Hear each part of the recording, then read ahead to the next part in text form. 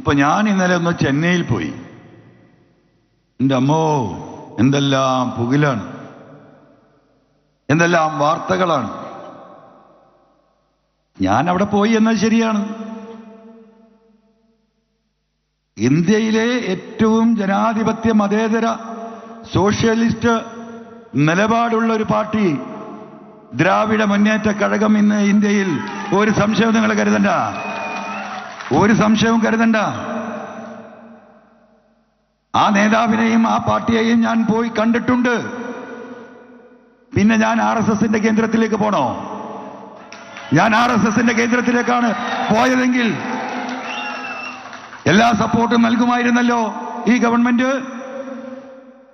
ഇന്ന് എന്തുണ്ടായി എന്നറിയോ നിങ്ങൾക്ക്? മുഖ്യമന്ത്രിയുടെ ഓഫീസിലെ ഏറ്റവും ഉയർന്ന ഒരു സെക്രട്ടറി ആദ്യത്തെ ഫ്ലൈറ്റിന് ചെന്നൈ പോയിരിക്കുക. അവിടെ ഇന്ന് എയർ ഷോ നടക്കുക, ഡിഫൻസിന്റെ. ആ എയർ ഷോ കാണാൻ പോയിരിക്കുന്നു. ആര്? ബഹുമാനപ്പെട്ട തമിഴ്നാട് മുഖ്യമന്ത്രി. അവിടെ പോയി തിരക്കി അദ്ദേഹത്തെ ബന്ധപ്പെടാൻ ശ്രമിച്ച് എനിക്കെതിരെ സ്റ്റേറ്റ്മെന്റ് കൊടുക്കണം. ഞങ്ങൾ ഇവിടുന്ന് തള്ളിയതാ. എനിക്ക് കിട്ടിയ വിവരമാണ്. അപ്പോ എന്താ ഉദ്ദേശം? എന്താണ് DMK? ദ്രാവിഡ മുന്നേറ്റ കഴകം എന്ന് പറയുന്ന രാഷ്ട്രീയ പ്രസ്ഥാനം ഈ പറയുന്ന ഫാസിസ്റ്റ് ശക്തിയെ തമിഴ്നാട്ടിലേക്ക് കയറിയിരിക്കാൻ അനുവദിച്ചിട്ടില്ല. പാർലമെന്റ് തെരഞ്ഞെടുപ്പിന്റെ തൊട്ടുമുമ്പായി ചെന്നൈയിൽ നടന്നൊരു നിയമസഭാ ഉപതെരഞ്ഞെടുപ്പിൽ ശക്തിയെ തമിഴ്നാട്ടിലേക്ക് കയറിയിരിക്കാൻ അനുവദിച്ചിട്ടില്ല.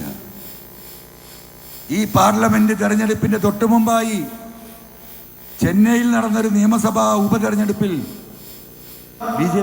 തമിഴ്നാട്ടിൽ വർഗീയത മാത്രം പ്രസംഗിക്കുന്ന, മനുഷ്യരിൽ വിഭാഗീയത മാത്രം വിൽക്കുന്ന, മനുഷ്യരെ പരസ്പരം വെട്ടിമുറിക്കണമെന്ന് ആഹ്വാനം ചെയ്യുന്ന ഈ ഫാസിസ്റ്റ് സംഘടന ഓട്ടക്ക് പുറകിൽ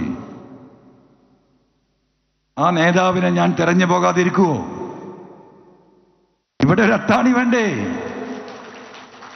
ഞാൻ നടത്തിയ ഒരു അത്താണിക്ക് വേണ്ടിയുള്ള പരിശ്രമം പോലും അതിന്റെ കടക്കൽ കത്തിവെക്കാൻ ശ്രമിക്കുന്നു ഫാസിസത്തിന്റെ മറ്റൊരു മുഖം.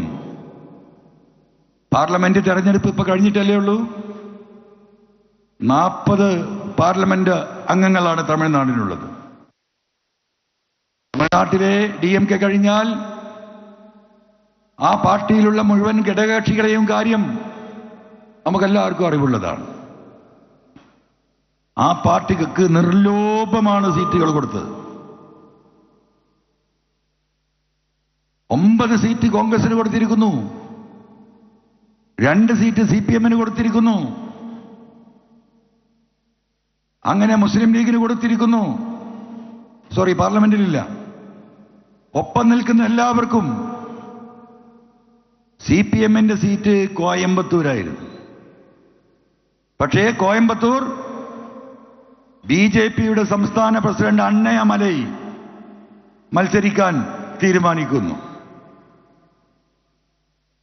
തമിഴ്നാട്ടിൽ നിന്നൊരു 4ഓ 5ഓ സീറ്റ് പിടിച്ചെടുക്കണമെന്ന വാശിയുള്ള പാർട്ടി അമിത്ഷായും മോഡിയും നിരന്തരമായി തമിഴ്നാട്ടിൽ കയറിയിറങ്ങുന്നു. കോയമ്പത്തൂരിൽ BJP സാന്നിധ്യം ഉറക്കുന്നു എന്ന വാർത്തകൾ വരുന്നു. എന്ത് ചെയ്തു സ്റ്റാലിൻ? കോയമ്പത്തൂർ സീറ്റ് DMK ഏറ്റെടുക്കുന്നു. എന്നിട്ടോ ലീഗിന്റെ ഉറച്ചുകോട്ട മലപ്പുറം എന്ന് പറയുന്നത് പോലെ DMK-യുടെ ഉറച്ച കോട്ട ഡിണ്ടിഗൽ. ആരെ നിർത്തിയാലും ജയിക്കൂ. അവിടെയാ സീറ്റ് കൊടുത്തു CPM-ന്. എന്നിട്ട് അണ്ണാമലയ്ക്കെതിരെ പോരാടി ഈ പാർട്ടി. BJP-യുടെ സംസ്ഥാന അധ്യക്ഷനെ ബഹുഭൂരിപക്ഷത്തിന് അവിടെ പരാജയപ്പെടുത്തി DMK ജയിച്ചു.